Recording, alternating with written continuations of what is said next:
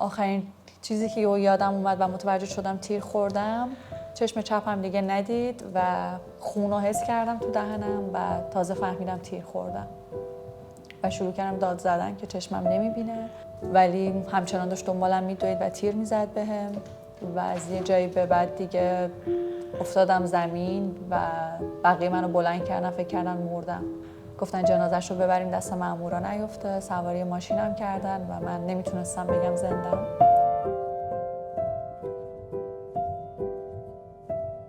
نه، اتفاقا برمیگرده به بعد از جنبش مهسا، وقتی که میرفتم توی خیابون و میدیدم که آدما چقدر با هم دل و هم سو شدن. این برای من خیلی زیبا بود. زیباترین خاطره من از ایران بود، چون من تمام این سالها این یک دست بودن و همدلی رو ندیده بودم. این اولین باری بود که میدیدم.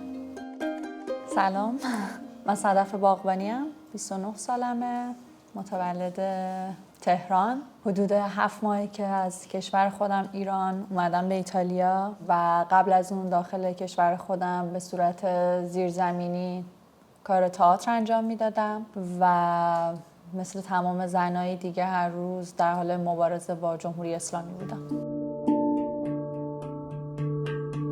من خودم سن 25 سالگی شروع کردم یادگیری بازیگری که خب همون موقعم اینو میشنیدم که تو داری وارد یه حرفه‌ای میشی که خیلی ممکن اذیتت کنن، خیلی نگاه جنسی توش هست، خیلی آزار و اذیت‌ها هست، در صورتی که تو تمام شغلا بود. ولی نمیدونم چرا همیشه ریخته شده بود سر هنر. کلا اجازه نمیدادن هنر پرورش پیدا کنه که من اینم باز یه چیز خیلی بنیادی از جمهوری اسلامی میبینم که انقدر رو این قضیه کار شده که مردم از هنر دور کنن، چون هنر ذاتش صداقت و آزادیه، چیزی که دقیقاً اینا نمیخوان. من تو ایران که با همین روند انجام دادم. یعنی من اولین اجرایی که داشتم و چند اجرای بعدیش زیرزمینی بود و همراه با صداقت و آزادی بود، چیزی که براش دارم الان میجنگم و جنگیدم.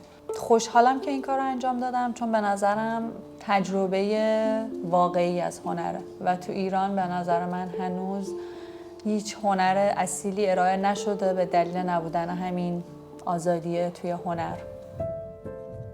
شکلی که مهسا رو گرفتن و دستگیرش کردن و کشته شد یه شکلیه که به نظر من تمام دختره ایران اکثرا تجربهش کردن. من خودم 1 سال پیش دقیقاً همون جایی که مهسا رو گرفتن منو گرفتن و به زور و با کتک سوار ماشین گشت کردن و بردن به پایگاه پلیسشون. چون هممون تجربه رو داشتیم، چون تجربه قابل لمس بود، یه خشم عجیبی درون ما به وجود آورد، چون ما سکوت کرده بودیم این همه سال به خاطر خانواده، به خاطر نمردن، به خاطر هر چیزی. و وقتی که دیدیم یکی مثل خودمون این اتفاق براش افتاده، دیگه نتونستیم سکوت کنیم. به نظر من خشم انباشته شده تمام این سالها بود. سرت تا پات باز شه و بخواد اینو دونه دونه در آورده شه، چون حدود 100 خورده ایه. 12 آبان 2 سال پیش 40م حدیث نجفی و یک فراخوانی داده شده بود مثل تمام فراخوانایی که میدادن، اما یه تفاوتی که داشت این بودش که همیشه فراخوانا توی خیابون بود، اما این توی یک مکانی بود که دور تا دورش بسته بود، یک قبرستون، جایی که آدمای دیگه خاک شدن. خیلی عجیب بود. اگه هر کسی میرفت اونجا و میمرد، همش به این فکر میکردم که همونجا میتونه بمونه، چون اونجا قبرستونه و اینا راجع به خودم خیلی فکر میکردم. ما همه با لباسای مشکی رفته بودیم اونجا به دلیل اینکه خب وقتی کسی میمیره همه لباس مشکی میپوشن و ما مثلا اینطوری بودیم که رفتیم سر خاک کسی، نه برای حدیث اومده باشیم که مامورا نگیرنمون. یعنی همه به این شکل اومده بودن. وقتی وارد قبرستون شدیم دم در پر از مامور بود، ولی کاری نداشتن، یعنی انگار اجازه میدادن همه بیان داخل که بعدا بتونن همه رو نگه دارن. خیلی آدم اومده بود با پای پیاده، خیلی تعداد عجیبی آدم جمع شده بود. اجازه نمیدادن نزدیک قبر مهسا حدیث بشیم، یعنی از یک فاصله‌ای به بعد حتما تیراندازی میکردن. ما نتونستیم بریم سر خاک حدیث، نه ما هیچ کس نتونست. و وقتی که مأمور میامد سر خاک یه نفر دیگه میشستیم و شروع کردیم گریه کردن و عزاداری کردن. یعنی من اون روز فکر کنم سر خاک یه عالمه آدمی که نمیشناسم اشک ریختم، فقط به این دلیل که نگیرنم. از یکی جایی به بعد دیگه اعلام شد که دره ورودی بسته شده، دیگه نه کسی میتونه وارد شه نه کسی میتونه خارج شه.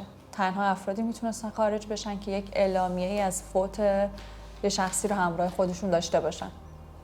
ما از یکی دو نفر خواستیم و ندادن، خب بالاخره براشون یک مسئولیتی داشت اگه ما رو میگرفتن. من تونستم یه راهی پیدا کنم، فرار کردم از داخل قبرستون، خودم رسوندم به اتوبان و مردم کل اتوبان رو بسته بودن و داشتن شعار میدادن. من دقیقا همون اتفاق رو میخواستم که یه جایی رو ببندیم و نشون بدیم که ما میتونیم چیکار بکنیم. بالا سرمون پر از هلیکوپتر بود، پر از هلیشات بود و مردم شروع میکردن کوکتل مولوتوف زدن، لاستیک آتیش میزدن، کل اتوبان رو بسته بودن. در حین شعار دادن بودیم که یکی داد زد که مأمورا دارن میان. من از این سمت اتوبان فرار کردم به اون سمت و یه خاکریزی رو بعد میرفتم پایین، رفتم پایین و حس میکردم یه چیزی به تنم میخوره ولی فکر میکردم سنگه. آخرین چیزی که یادم اومد و متوجه شدم تیر خوردم، چشم چپم دیگه ندید و خون رو حس کردم تو دهنم و تازه فهمیدم تیر خوردم و شروع کردم داد زدن که چشمم نمیبینه ولی همچنان داشت دنبالم میدوید و تیر میزد بهم و از یه جایی به بعد دیگه افتادم زمین و بقیه منو بلند کردن، فکر کردن مردم. گفتن جنازه‌ش رو ببریم دست مأمورا نیفته، سواری ماشینم کردن و من نمیتونستم بگم زندم. بعدش که فهمیدم من زندم نمیتونستم منو خیلی با خودشون حمل کنم به دلیل اینکه پر از مأمور بود. منو بردن توی خرابه‌ای ول کردن تا من بتونم با خانوادم تماس بگیرم یا منو ببرن. سخت بود چون همه آنتنا قطع شده بود، اینترنت قطع شده بود، توی هوا پر از هلیکوپتر بود، رو زمین پر از مأمور با موتور بود. خانوادم به سختی خودشون رسوندن، اومدن منو پیدا کردن و بردن پیش یه دکتری که ما میشناختیم به طور اتفاقی و معاینه کرد. گفتش که تنها خوب چیزی که بوده فقط چشمت کور نشده و بقیه جا هم فعلا نباید بهش دست بزنیم، فعلا برو یه مدت خونه همینطوری بمون تا ببینی بعداً واکنشی نشون میده یا نه، چون تجهیزات پزشکی بیمارستانی نبود که بتونن جراحی کنن اینا رو در بیارن. خودم یه شاهد زنده است بدنم. دلیل ترک کردن ایرانم به خاطر این بود که خانوادم خیلی دیگه میترسیدن از کارهایی که من داشتم میکردم، چون دیگه خیلی کم پیش میومد کسی توی ایران حتی شال تو کیفش نداشته باشه و من هر روز با آستین کوتاه و بدون شال یه مسیری رو پیاده میرفتم و هر روز با اینا درگیر بودم و خب خانوادم خیلی اصرار داشتن که تو اگر بمونی 100% ما مجبور میشیم به خاطر تو سیاه بپوشیم، یعنی که تو رو میکشن یا میگیرنت یا هر اتفاق دیگه ممکنه بیفته. و دلیل دیگهش برای خودم بود که میخواستم شکل مبارزه‌مو تغییر بدم. احساس میکردم دیگه توی خیابون داد زدن رو من انجام دادم، باید یه کار دیگه‌ای بکنم، همونطوری که اصلا فکر نکردم برای خارج از کشور. من هیچ وقت علاقه‌ام نداشتم از کشورم بیام بیرون.